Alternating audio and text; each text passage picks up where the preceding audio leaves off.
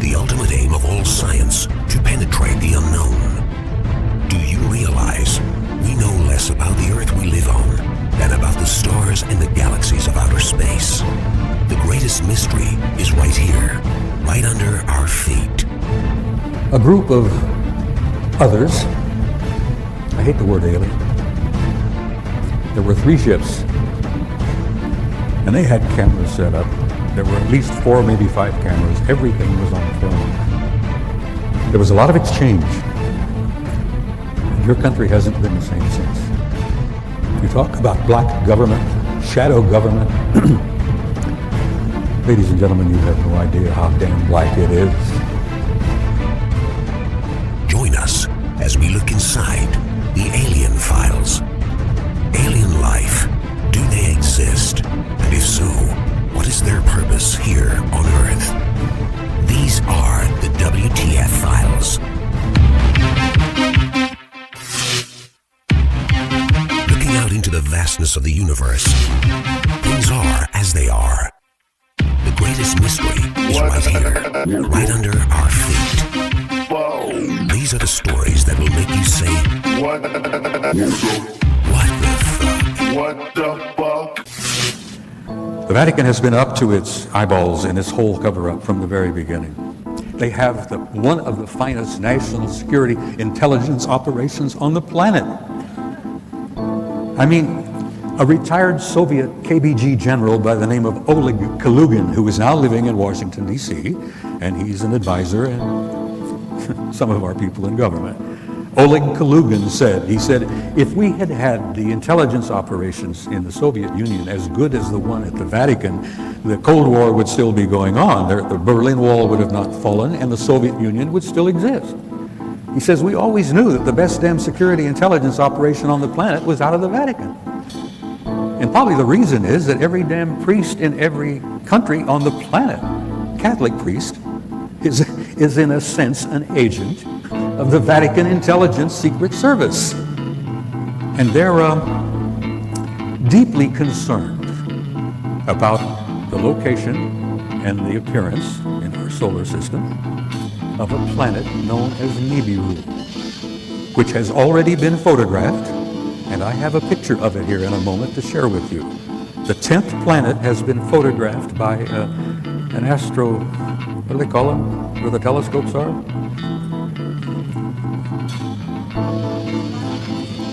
Well, anyhow, they've taken pictures of the damn thing in southern Chile because it has appeared below the ecliptic in the southern hemisphere. It's already been photographed by at least 3 cameras and telescopes. It's one of the biggest secrets in our government today. The reality and the presence of the 10th planet.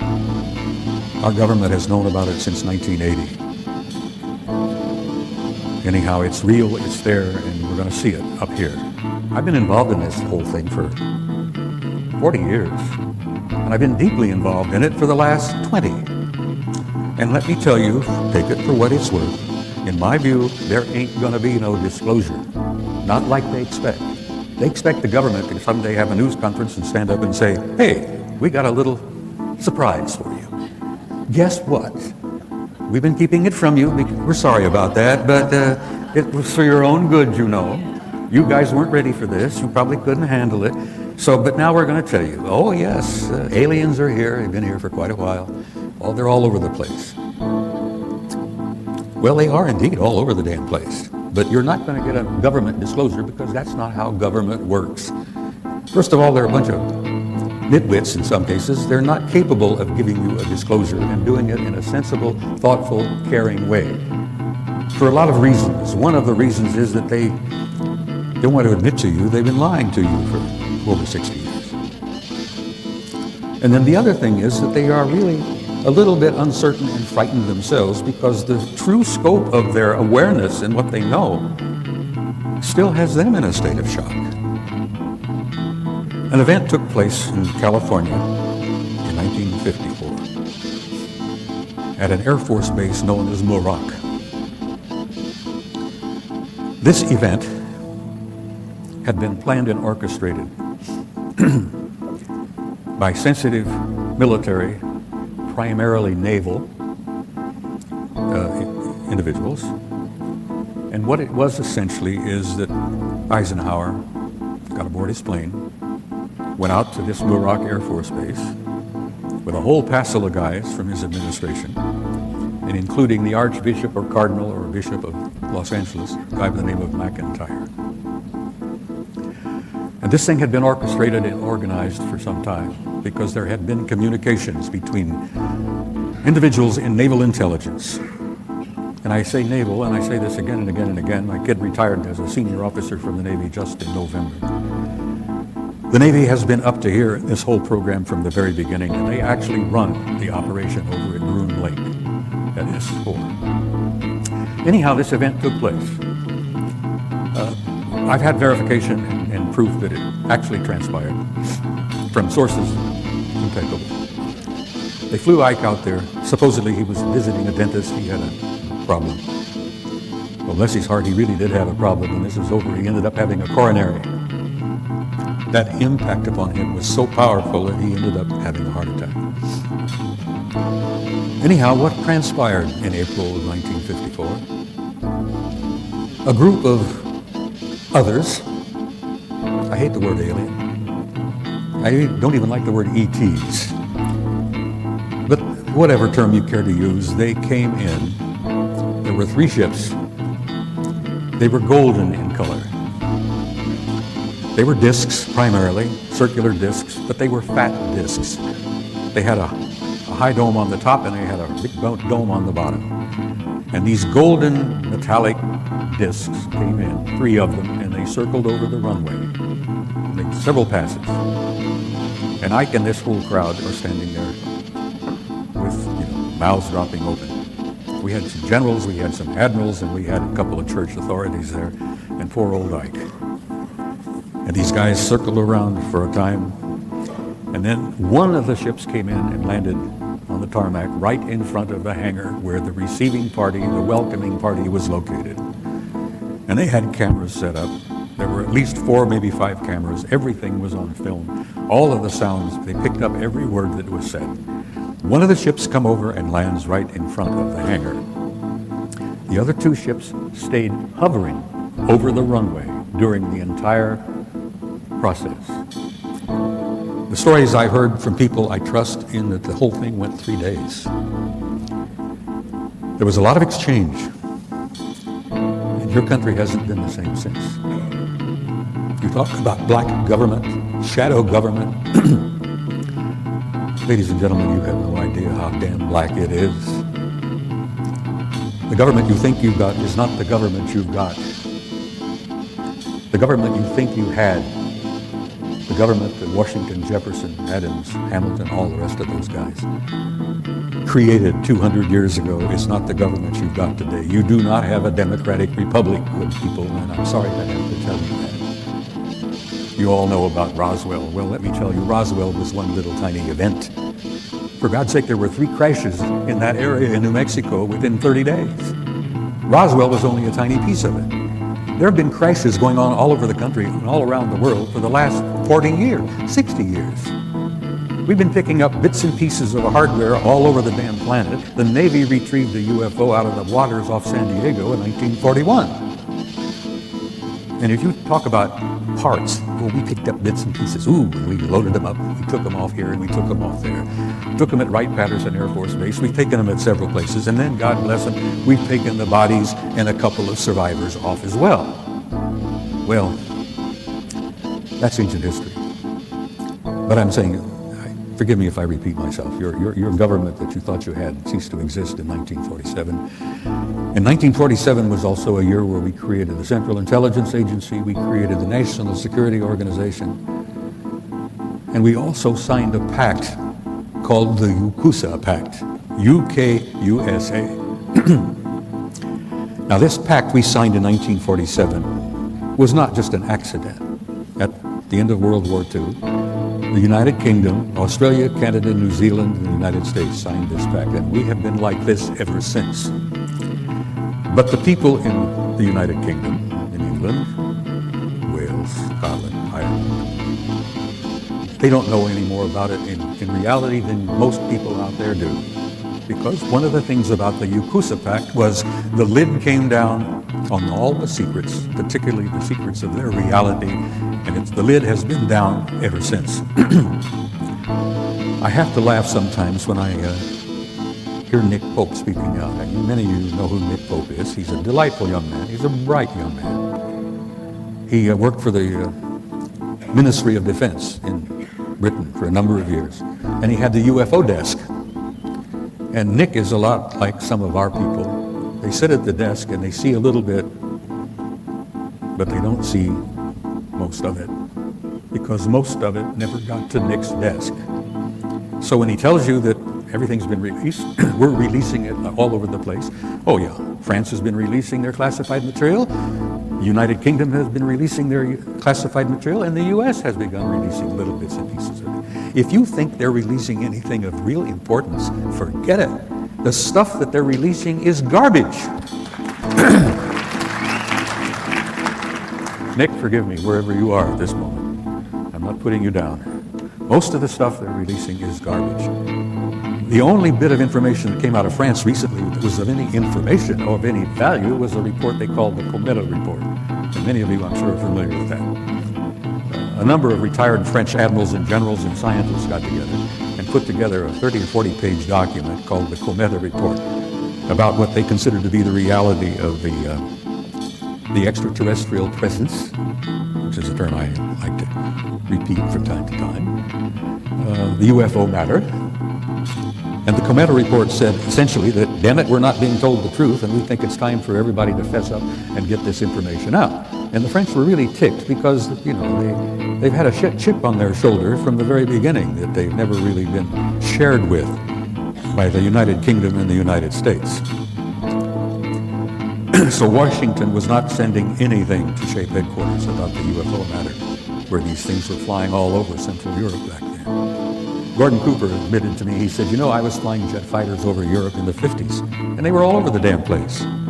We wondered then what they were all about. Well, bless his heart, Gordon now knows the answer. Oh, where were we? I was rambling, excuse me. We were talking about disclosure. There are lots of different things that have been happening. Let me get to some of this material here.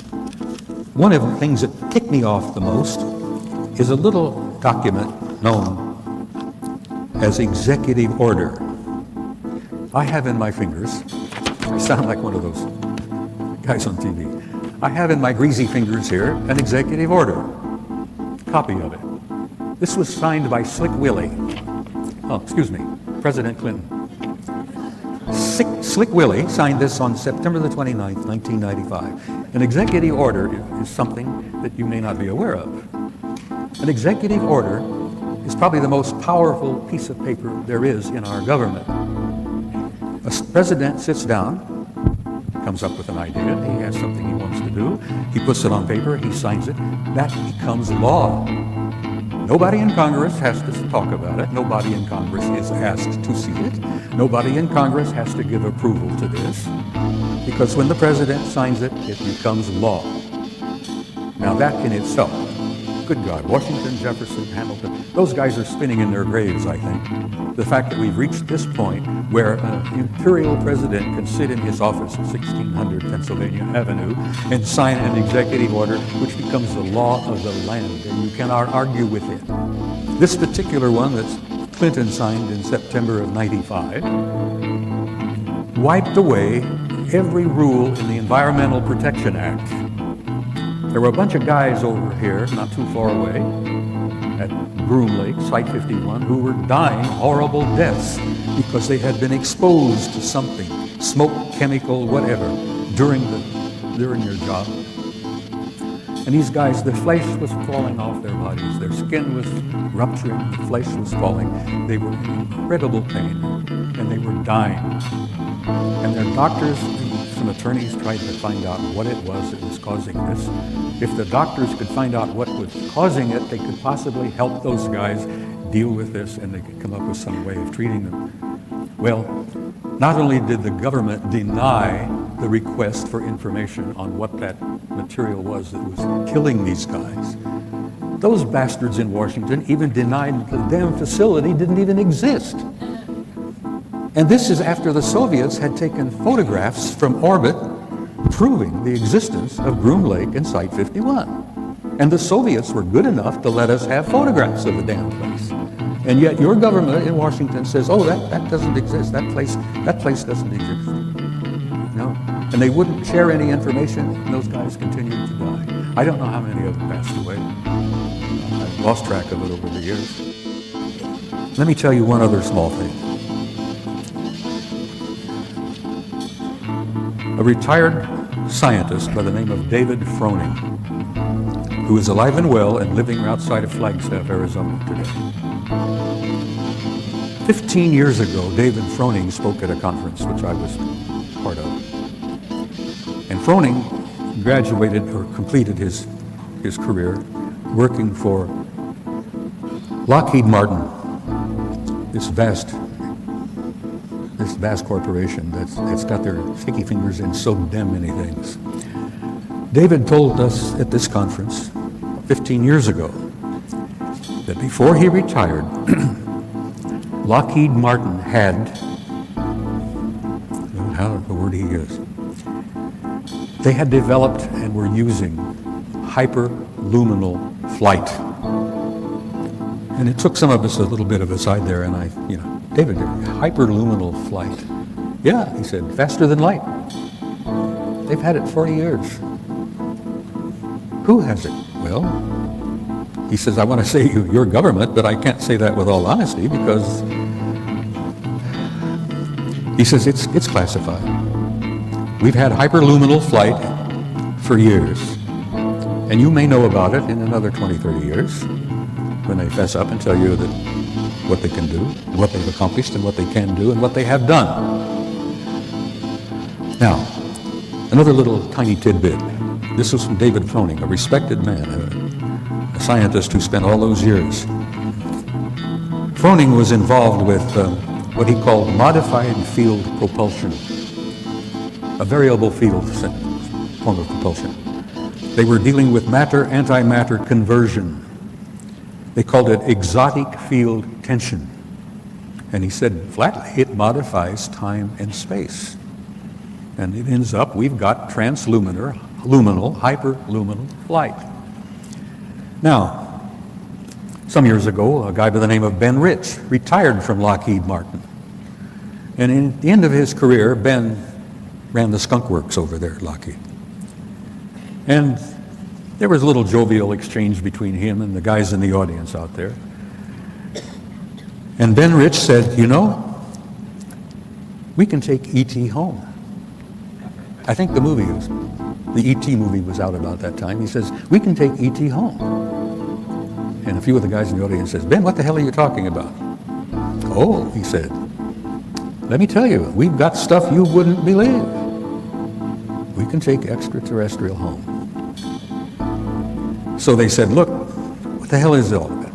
He goes over to the blackboard and he writes, unfunded opportunities. Okay. Well, the guys say, well, what the hell does that mean, Ben? Unfunded opportunities. So he goes over with the chalk and he circles the U and the F and the O. UFO. And then he had a big grin on his face and he left the podium. So we got these little bits and pieces. You talk about leakage. Arthur Clarke used to say, if you see advanced technology to a degree that's beyond what you can understand, people consider it as magic. Well, this is magic, guys. This was photographed in the infrared, and this is a city under the surface of Mars the size of Chicago. It's generating an enormous amount of heat. I'm sorry about the details of it are not that clear, but you can see the streets, blocks. This is an underground city on Mars that's fully active and filled with God knows who and what. Next picture, please. That's Phobos. That's the moon, 12 miles in diameter. The Soviets planned to land on it. Well, someone else said, no, you're not going to do that. But that is a picture of Phobos, which they've all concluded is an artificial satellite. Big secret? So's our own. Next picture. This photograph was taken by your own NASA Apollo 13 guys on their trip to the moon that didn't work out too well. And many of you may have heard rumors about the story, but Apollo 13 had a small nuclear device aboard. And they had been told by the guys that ran NASA that they were going to land on the surface, going to place this small nuclear device. And then when they all left and came back aboard and came back, they were going to detonate it and study the reverberations of this nuclear device, study the seismology of the moon, because they've been convinced for some years that the moon is basically hollow. It appears to be somewhat of an artificial satellite. Well, they planned to detonate this nuclear device, and the others said, no, you're not going to do that. We'll get back to that picture again, please. All right, I wanted to show you. This picture was taken by Apollo 13. The object you see there in the middle is 5 miles long. It's an artificial, I assume metallic object, probably crammed with guys. And that object followed our Apollo 13 all the way to the moon, around and back. Now, whether they were trying to make sure the Apollo 13 guys got home safely or what, whether they were the ones responsible for Apollo 13's little accident, which kept them from landing on the moon and placing that nuclear device, who knows? We may find out someday. But here you have an artificial object in orbit on the way to the moon, 5 miles long. Now, I've spent some time aboard aircraft carriers with my kid. I've been invited several times. My boy served on 4 different carriers, nuclear-powered Nimitz-class carriers. We have carriers with 5,000 men in the crew, 1,000 feet long, 150 aircraft. There's snack bars, dining rooms, accommodations, this and that. Can you imagine the accommodations on an object? I like to think that, there's McDonald's, bowling alleys, God knows what. I'm sure they have a fairly good life out there. Anyhow, aboard an object 5 miles long, I've tried, in the time I had, to do 2 things. To impress upon you the reality of the extraterrestrial presence, the ones I refer to as the others. I hate the term alien, I hate the term UFO. There are no UFOs. We've known what they are for years and years and years. Some of them are ours, some of them are theirs. There are no unidentified flying objects out there. They're all identified. I've tried to impress upon you the seriousness of it, the seriousness of the cover-up and the lies they've been telling you, the importance of why you need to know as much as you can know. And you need to be presented with the material, because damn it, you all deserve the truth. You have a right to know, and you have a need to know, because you are the people that this whole damn thing is all about. Now, they're in our midst. That's an understatement. When I came in, I arrived yesterday. I've been running around here all day. There's an old friend sitting in the audience out here who I've known for years. He's currently with Defense Intelligence Agency. He's getting up to years, probably going to retire very soon. And I've met him many times. We've shared a lot of information. There's another young man in the audience here who I will not point to because I can't see a damn thing with those lights, who is from National Security Agency, and he and my old friend were not aware of the other one being present here. But the one that's most redeeming and most exciting for me is there is a couple here who look like they're in the mid-40s. They look like a husband and wife. Nice-looking people, very nicely appearance. As I said, their appearance is like a husband and wife. They're sitting together. Neither one of them were born on this planet. Guys, they're in your midst. If you have dinner down here somewhere, you could be sitting next to one of them. There are 2 of them in the audience this afternoon, and I want to salute you. They're nice folks. They're as human in most respects as you and I are. They're all over the damn place. They're in our midst, and they are family. We're related to them because they were the ones that had a hand in establishing us as a hybrid race 100,000 years ago. And that hybridization is still underway, it's still happening, even as we sit here and speak. And it's simply this: you're not alone, and you have never been alone. And you have had, as I have learned over the years, an intimate interrelationship with advanced extraterrestrial intelligence from the beginning of human history.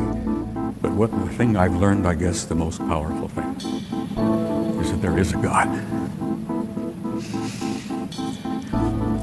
Don't you ever doubt that. There is a supreme being. And you're all a part of that because there is a spark of that divinity flashing and burning in every one of you. It's known as your soul, your immortal soul. I want to say something in closing. I want to try to communicate to you how much you people have meant to me over the years. I want you to know how much you all have meant to me over the years. Your support, your encouragement, and your warmth is only the one thing that's kept me going. I want you to know how grateful I am to each and every one of you. You are friends. Ti amo. I love you all. Good night.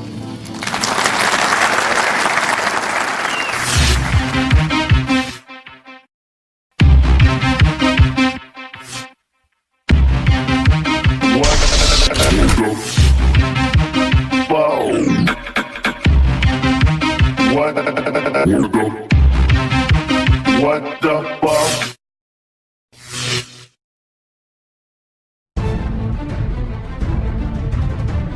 The ultimate aim of all science, to penetrate the unknown. Do you realize we know less about the Earth we live on than about the stars and the galaxies of outer space? The greatest mystery is right here, right under our feet. A group of others, I hate the word alien, there were 3 ships, and they had cameras set up. There were at least 4, maybe 5 cameras. Everything was on film. There was a lot of exchange. Your country hasn't been the same since. You talk about black government, shadow government. Ladies and gentlemen, you have no idea how damn black it is. Join us as we look inside the alien files. Alien life, do they exist? And if so, what is their purpose here on Earth? These are the WTF files. Looking out into the vastness of the universe, things are as they are. The greatest mystery is right here, right under our feet. These are the stories that will make you say, What the fuck?